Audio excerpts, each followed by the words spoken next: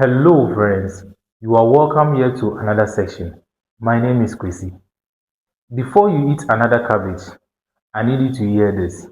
A recent study by the Ghana Standard Authority in collaboration with Center for Indigenous Knowledge and Organizational Development tested small sample of cabbage and okra from Agbogbloshie and Madina markets.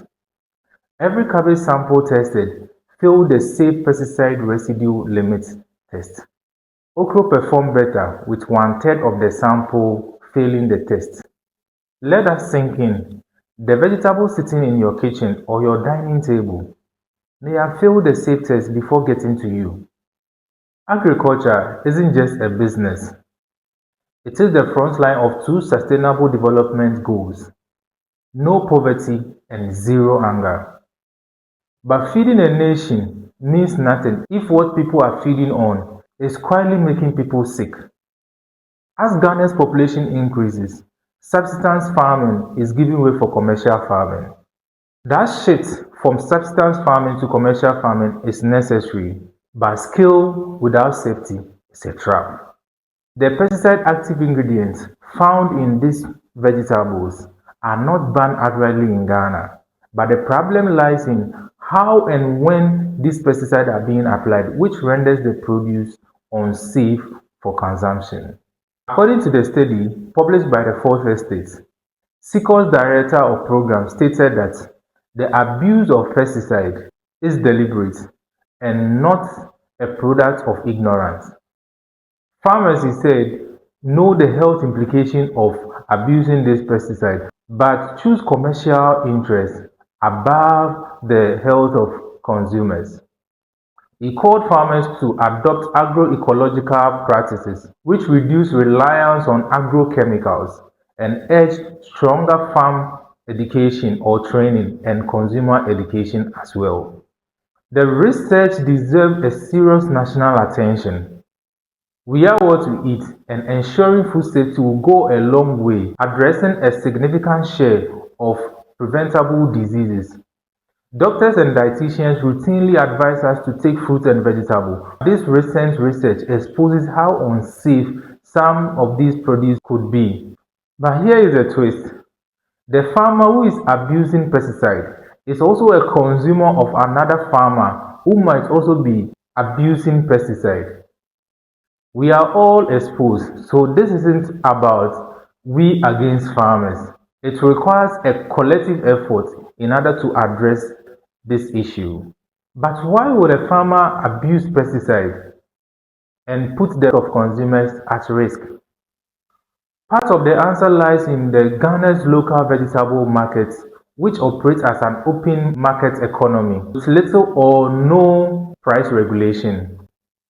Prices are set by demand and supply, but in practice, price setting power sits with market queens, an informal and effectively illegal arrangement. Market queens set price ceiling. Farmers are pressured to accept. Should a farmer refuse, risk being banned from selling in or outside the market, and in the process end up losing the whole harvest. The price is determined not by safety but by appearance. Clean and blame-free vegetables attract or command premium price, whilst pest-damaged vegetables are heavily discounted or outrightly rejected.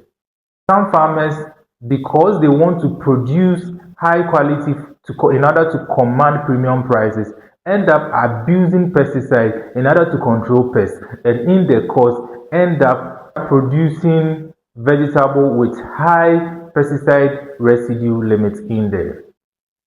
Now compare that to the greenhouse vegetable production. Produce is sold by weight under contract, and before contracts are signed, buyers inspect the greenhouse facility, water source, and production protocol in order to ensure that they adhere to the pesticide residue limit to confirm food safety. Dates of harvest and prices are agreed before the production begins, because produce from the greenhouse are destined for premium markets like the malls, the ShopRite, hotels, and at times for export. And those markets demand food safety before agreeing or signing a contract with you. And greenhouse vegetable production are being operated by trained personnel under a strict supervision. But when it comes to the open field vegetable production, which has no regulatory body that ensures fair pricing and also ensures that pesticide residue limits are being strictly adhered to. Social media has made agriculture so interesting. People are venturing into agriculture without knowledge, and all that they think about is the commercial gain. But why should you produce food and end up causing a lot of sickness because of high pesticide residue in our food? And because a lot of people are not being trained, they end up abusing pesticide, abusing fertilizers, and in the end up producing low quality vegetables that are unsafe for consumption. How do we solve it as a country? There are three things I'm going to consider in this video, and I want you to hear me out. We have to consider traceability, enforcement, and price regulation. What do I mean by traceability? Every produce sent to the market should be able to be tracked to the producer. There should be a registration system that has batch codes on every produce that is being sent to the market. That will help to track every produce that gets to the market. This is where the enforcement comes in. Should we have this kind of system that helps us to trace every produce to the producer? Should the Ghana Standard Authority pick any produce at random and test and find high pesticide residue in them? They will be able to track the producer and enforce sanctions in order to caution farmers from abusing pesticide.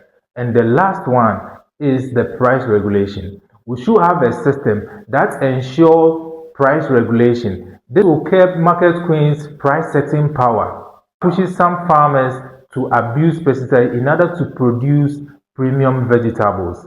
There are a lot to this conversation, and in my next episode, we'll delve deeper on how to produce pesticide-free crop and what it means to the farmer, the market woman, and the consumer. Stay tuned. My name is Qwesi.